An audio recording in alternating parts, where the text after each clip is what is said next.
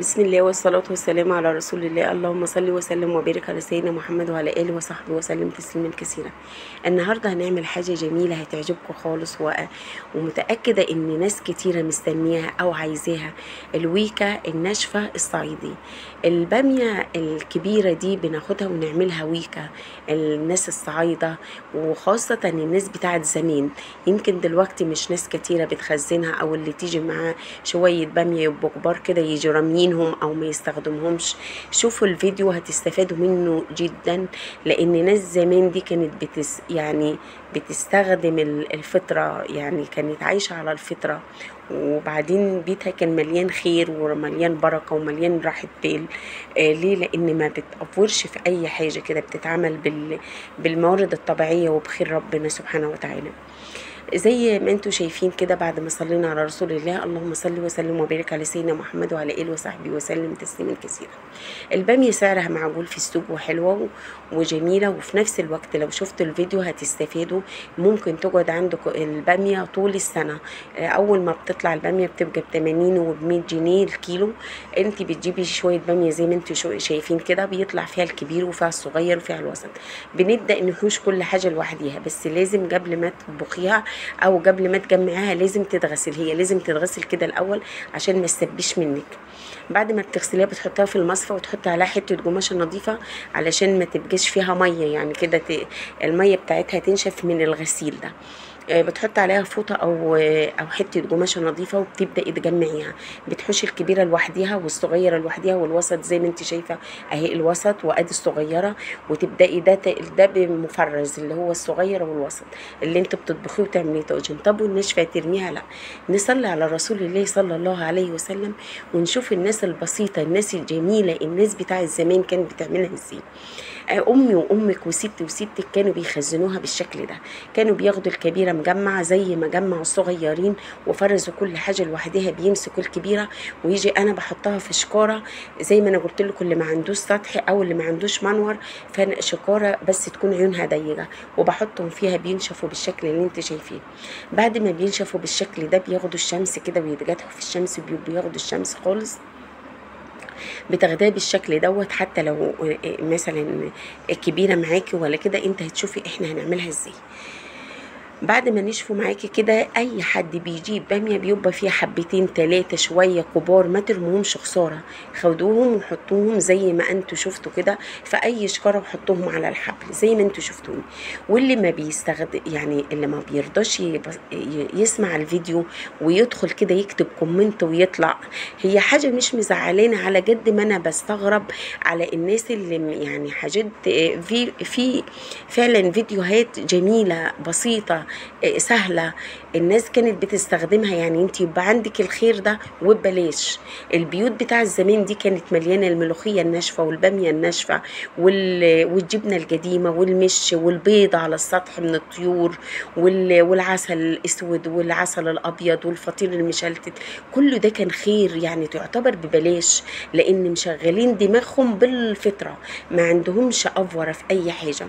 فانا بستغرب اللي بيدخل يكتب كومنت كده ويجي طالع، لان بيجي بقى عندي في الاعدادات كده بيجي ان هي متوسط مشاهده الفيديو 50 ثانيه، يعني مش مكمل دقيقه.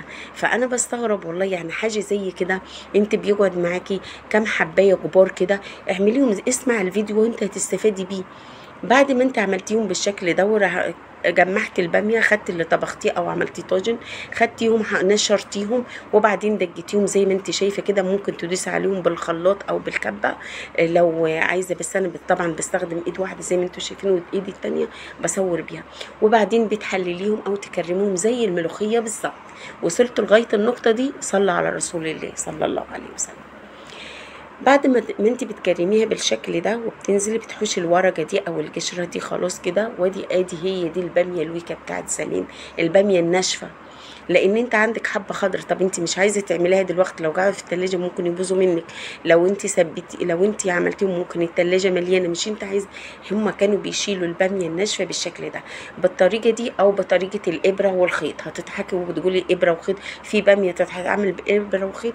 كانت تتعمل بالابره والخيط، ويتعمل حبل باميه كده وننشره في الشمس.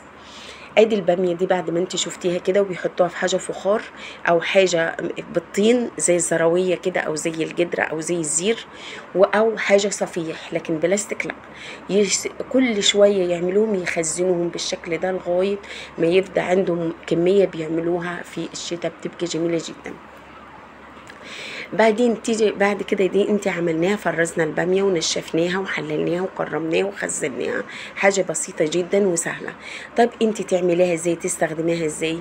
بتجيبي راس توم كده وتعمليها تدجيها حشنه نص، والنص التاني حطيتيه زي ما انت شفتي، بس وانا بصور كان الفيديو مش مفتوح عليها. بتحطيها في حبه السمنه، وبعدين ايه اول ما الريحه بتفوح كده بتحطي معلقه كزبره ناشفه، وتنزل بطماطميه وجرن شطه حامي عليها بتتسبك، ودي مرقايه ومعلقه ملح ورشه سكر صغيره اللي انتوا شايفينهم دول، حطيناهم عليهم كده.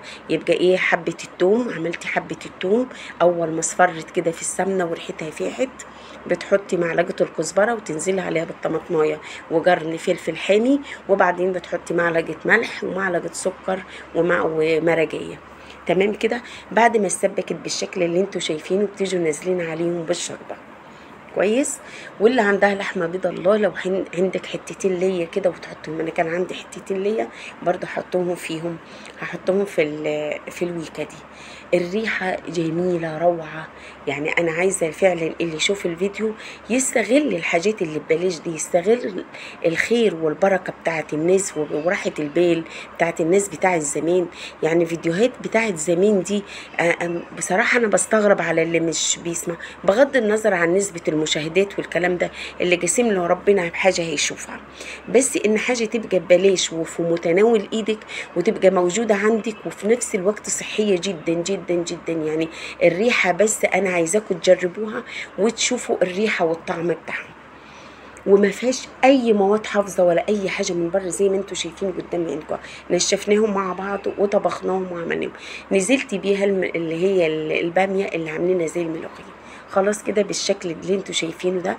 وبعدين بنعمل حبه التومه التانيه، بتقدحيها كده وتطشيها، تعمليها الطشه تحطيها على الوش، حاجه كده يعني اظن وانا يعني بشرحها لكم او الريحه وصلتكم.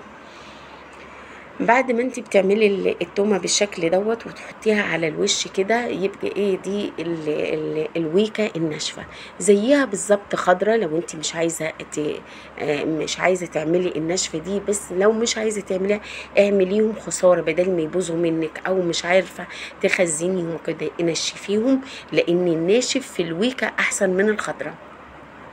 الخضرة فرزيها اللي هي البامية التانية الصغيرة او الوسط، لكن الويكة هتسبي منك، دي نصيحة. يعني دي انا ما بفرزهاش ويكة ابدا، لو عملتها بعملها كده زي امتنا واجدادنا ما كانوا بيعملوا رحمة الله عليهم. ادي الويكة بعد ما انت عملتيها، انا عايزة اللي يعملها يدوق الطعم ويشوف الريحة بس، وبعدين يدوقها كده، حاجة ببلاش وفي منتهى الجمال، وبألف هنا وشفا يا رب.